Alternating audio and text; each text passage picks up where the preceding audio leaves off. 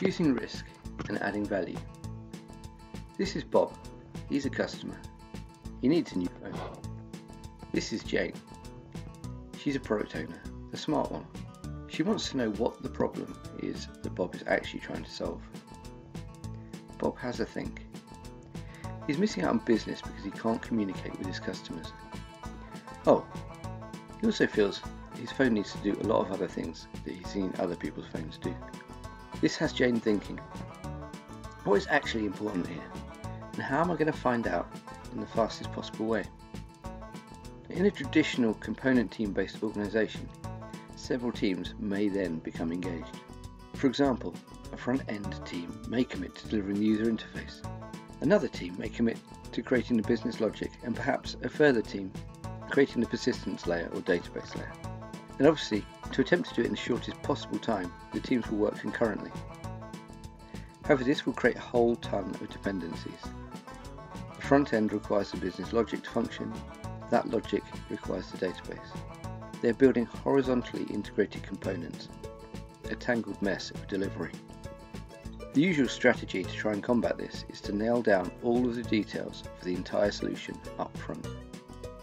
Months or years pass. The team proudly present their finished product, the fruits of their labour, their baby. Unfortunately, Bob isn't very impressed. It's not really what he had in mind when he described the problem. He might go elsewhere, as this baby is too ugly. This isn't a good way of doing things, as you can see.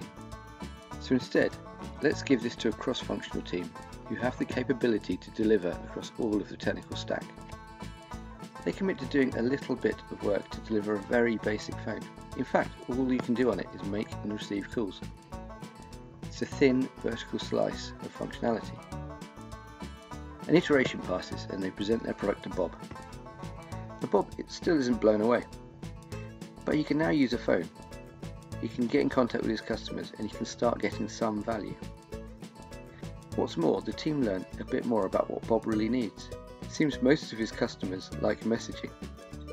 The team are thrilled with this, and they've now got the ability to deliver more valuable product to their customer. Yes, they have to throw away some of the previous work they've done, but that's fine. An iteration passes, and they present their new product to Bob.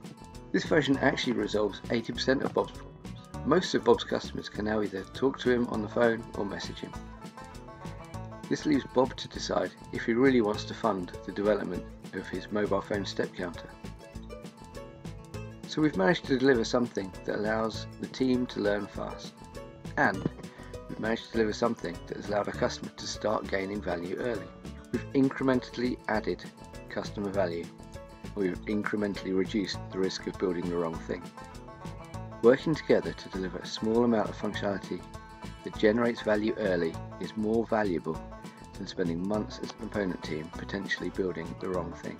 If you'd like to know more about agile ways of working, please contact me or comment below.